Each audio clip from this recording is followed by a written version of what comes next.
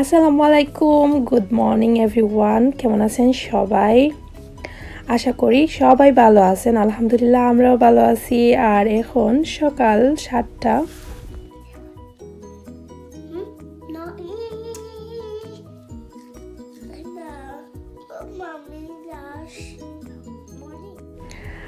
আর এই তো সকাল সকাল আলিশা জিবরানের ফানি মোমেন্ট। ওইটা হচ্ছে প্রতিদিনের না, মাঝে মধ্যে জিবরান ঘুম থেকে উঠে না, আবার মাঝে মধ্যে যখন আমার ঘড়িতে অ্যালার্মের শব্দ শুনে তখন ও সঙ্গে সঙ্গে উঠে যায়, বা আমার নড়াচড়া শব্দ শুনে ও উঠে যায়। তো আমি 6টার দিকে ঘুম থেকে উঠি, তারপর আমি নামাজ আদায় করি।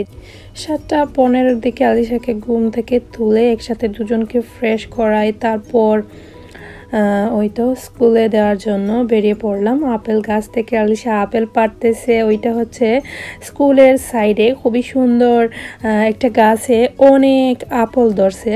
তো এইটা মনে হচ্ছে আমার কাছে বড়ইয়ের মতো দেখতে, কুল বড়ইয়ের মতো সাইজ এবং খেতে বড়ইয়ের মতো লাগছিল। তো আমি কয়েকদিন যাবত ওইখানে লক্ষ্য করতেছি কি জানি আপেলের মতো দেখি, চারিদিকে ছড়িয়ে ছিটিয়ে আছে, নিচের দিকে পড়ে পচে নষ্ট হচ্ছে, কিন্তু কেউ খাওয়ার নেই।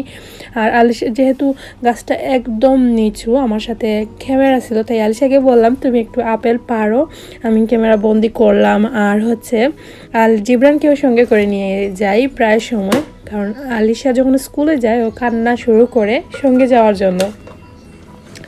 তো ভাই বোনকে নিয়ে একটু আর্লি আমি বের হয়ে যাই, তাই একটু রাস্তাতে দুষ্টামি বা আস্তে আস্তে চেষ্টা করি সকালের সময়টা আমিও একটু হাঁটাহাঁটি করে আসলাম, বাইরের ফ্রেশ হাওয়াটা উপভোগ করলাম। তো যাই হোক, এখন নাস্তা করার পর আমি বিছানা গুছাচ্ছিলাম, বাকি যেই কাজগুলো ওইগুলো আমি সেরে ফেলতেছি। কয়েকদিন যাবত অনেক অসুস্থতার মধ্যে দিয়ে যাচ্ছে আমি, তারপর আলিশা, জিবরান, ওদের বাবা একের পর এক আক্রান্ত হচ্ছিলাম। এখনও স্টিল কাশি বা মানে কথা বলতে কষ্ট হয়, লাইক ওই রকম। তো ব্লগ দিতে পারতেছি না। আর যাই হোক, এসব নিয়ে নাইবা কথা বলি, আস্তে আস্তে আলহামদুলিল্লাহ ঠিক হয়েছে। এখন বাস্কেট দেখতে পাচ্ছেন, ওইগুলো আমি একটা শপ থেকে কিনে আনছিলাম অনেক আগে, আপনাদের সাথে শেয়ারও করেছিলাম। বাট এখন আমি ঘর গুছাচ্ছি, চোখের সামনে পড়লো, ওইগুলো জায়গা মতো রাখবো, কিছু সেটিং করে রাখবো বাচ্চাদের জন্য কিছু, আর কিছু কিচেন অর্গানাইজ করে রাখার জন্য আনছিলাম। তো কিচেনের যেগুলো ওইগুলো এখনও আমি নিচে নামাইনি, উপরে যখন নিয়ে রাখছিলাম ওইভাবে রয়ে গেছে, অসুস্থতার মধ্যেই যাচ্ছে, তাই করব করে করা হচ্ছে না। তো যাই হোক, এখন আলিশার বাবা আর জিবরান ও মিলে একটা টুল বক্স অর্ডার দিলেন। আসলে এটা হচ্ছে অনেক আগেই অর্ডার দেওয়া হয়েছে, আসছেও অনেক আগেই করে, আনার পর ওইটা খুলে দেওয়া হয়নি, ওইটা সরিয়ে রাখছি। কারণ আলিশা জিবরানের একটা ব্যাড হ্যাবিট আছে, ওরা 2 থেকে 3 দিন পর ওই টয়ের প্রতি আর ইন্টারেস্ট থাকে না। 2-3 দিন তো হাইয়েস্ট বলতেছি, এর চেয়েও কম সময়, বেশি হলে 1 ডে, তারপর হাইয়েস্ট 3 ডে। তো তারপর আর ওইটার প্রতি আর ইন্টারেস্ট থাকে না, এখানে পড়বে সেখানে পড়বে। তাই আগে অনেকগুলা টয় কিনেছি, ওইগুলার মেয়াদ উত্তীর্ণ হওয়ার পর আমি ওইটা বের করে দিলাম। অর্থাৎ যখন ওদের সেই খেলনার প্রতি ইন্টারেস্ট নাই, তাই আশা বাবাও গড়েছিলেন। তো তিনি ওদেরকে নিয়ে একটু ফান করে আমরা ওইটা খুলতেছি। আর সত্যি বলতে কয়েকদিন যাবৎ বাচ্চাদেরকে অনেক চেষ্টা করতেছি 100% ওদেরকে সময় দেওয়ার জন্য।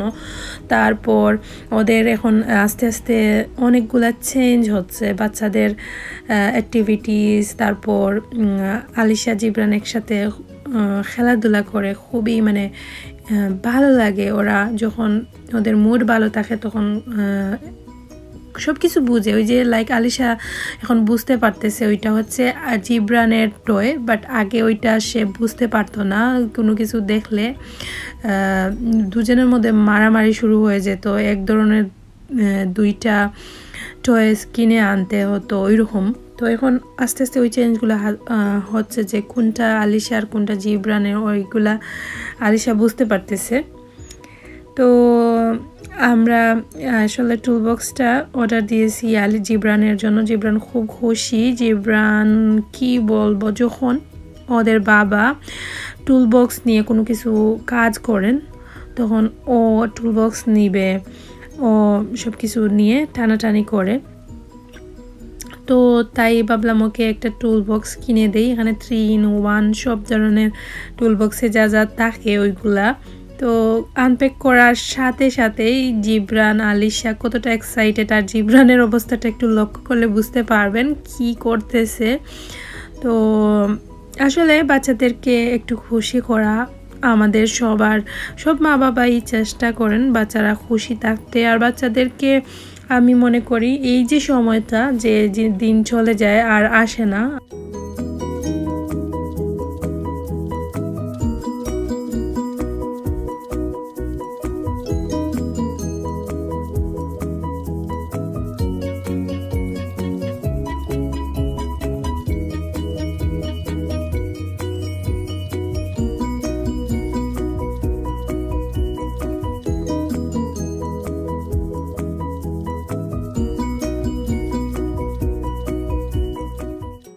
বাচ্চা কাচ্চা হাসি খুশি থাকলে আমাদেরও অনেক কঠিন কাজগুলা ইজি হয়ে যায়।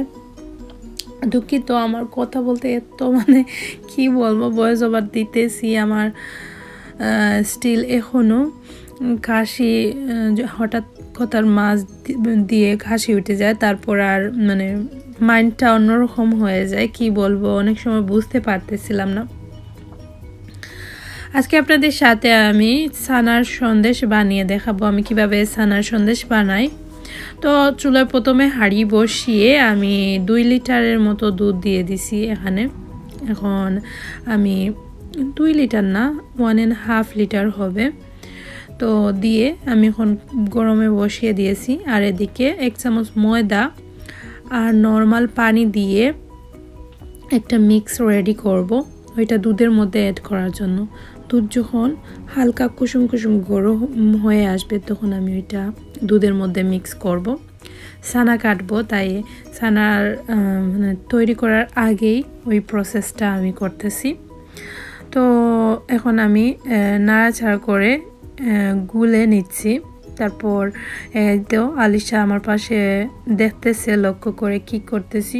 যখনই কিচেনে বা যখন কোনো কাজ করি অনেক অনেক অনেক অনেক প্রশ্ন থাকে আলিশার, কি মা কি করতেছো, কিচেনে এসে রান্না করবে ও।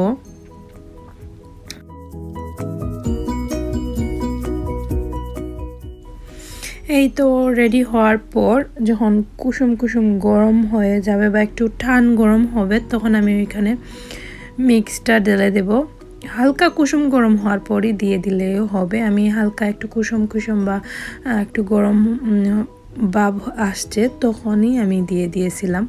তো নাড়াচাড়া করে দিতে হবে সব সময়। তো এই তো আমি ঢেলেই সাথে সাথে নাড়াচাড়া করে দিচ্ছিলাম।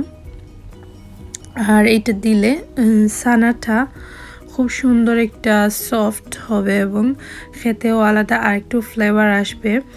আমি দোকানের যে ছানার সন্দেশের মতো বানাচ্ছি, আর এটা আসলে খুবই ইজি, 2টা ইনগ্রিডিয়েন্টস দিয়েই তৈরি করা যায় আর সময়ও তেমন লাগে না। আমাদের ঘরে প্রায় সময় বেশি বেশি দুধ আনা হয়। এই তো কদিন যাবৎ আমার কাশি, আলিশা জিবরানের কাশির জন্য দুধ আর তেমন ওইভাবে ব্যবহার হচ্ছে না, তাই ভাবলাম ওইটা কাজে লাগাই। তো দুধের মধ্যে এখন আমি ভিনেগার দিয়ে দিয়েছি। এটা হচ্ছে আপেল সিডার ভিনেগার, আপনারা চাইলে হোয়াইট ভিনেগার বা লেবুর রস দিয়ে সেম কাজটা করতে পারেন। ছানা ভাঙার ক্ষেত্রে বা তৈরি করার ক্ষেত্রে দুধটা নষ্ট করা অর্থাৎ ভাঙা হয়ে গেলে বুঝতে পারবেন যে এটা ছানা রেডি হয়ে গেছে। এই তো খুবই সহজ প্রসেসে একদম দেওয়ার সাথে সাথেই ছানাটা কেটে যাচ্ছে। হাতা দিয়ে একটু নাড়াচাড়া করে দিয়েও ভালোভাবে, এবং এখানে প্রায় 1 চামচের মতো লাগছে, বড় চামচে 1 চামচ। আর এখন আমি চুলা থেকে নামিয়ে ফেলবো, অর্থাৎ আগুন অফ করে দেব। তারপর বেসিনের মধ্যে একটা হোয়াইট রঙের কাপড় দিয়ে এক্সট্রা যে পানিটা ওইটা আমি ছাড়াবো। ছাড়িয়ে যে অবশিষ্ট কাইয়ের মতো ছানা অর্থাৎ দুধের পানিটা সরিয়ে ওইভাবে ঝুলিয়ে রাখবো এবং ছানার প্রসেসটা আপনারা স্কিনেই দেখতে পারতেছেন। ওইভাবে এখন খুবই গরম, তাই হাত দেওয়া যাবে না, তাই ওইভাবে রেখে দিচ্ছি। এবং যখন পানিটা জড়ে গেছে লাইক ওই রকম হয়েছে, তো চুলায় আরেকটা হাঁড়ি বসিয়ে আমি ছানা দিয়ে দিলাম এবং 2 চামচের মতো চিনি দিয়ে দিয়েছি। এখন একটু নাড়াচাড়া করব, আর কিছুই দেব না, হালকা 1 চিমটি লবণ দেব টেস্টটা ভালো লাগার জন্য। তো নাড়াচাড়া করে দিচ্ছি এবং প্রায় 10 থেকে 15 মিনিটের মতো আমি ওইটাকে খুব সুন্দর করে জাস্ট একটু নাড়াচাড়া করে দেব, আর কিছু লাগবে না। তো একটু পরপর শুধু নাড়াচাড়া করব। চেষ্টা করবেন যে পাশে দেখেই স্লো হিটে ওই কাজটা করার জন্য, স্লো বা মিডিয়াম হিটে। তো অনবরত নাড়তে হবে, না হলে নিচের দিকে লেগে যেতে পারে। তো আমি নাড়াচাড়া করে দিচ্ছি, নাড়াচাড়া করে দিচ্ছি। আর দেখতে পাচ্ছেন যে ময়দা মিশ্রণটা দেওয়ার ফলে ওই ছানাটা কিন্তু খুবই সফট হয়েছে। তো চেষ্টা করবেন ময়দাটা গুলিয়ে ওইভাবে দেওয়ার জন্য, তাহলে ছানাটা সফট হবে। এবং কীভাবে বুঝবেন যে হয়ে গেছে? যখন দেখবেন ওইভাবে ঠিক আটালো পর্যায়ে চলে আসছে, সব কিছু মিক্স হয়ে গেছে। তো এই তো আমি চুলা থেকে নামিয়ে ফেলবো। সব কিছু মিক্স বলতে চিনি এবং সব টাইম সব কিছু মিলিয়ে আমার কাছে 10 মিনিটের মতো লাগছে।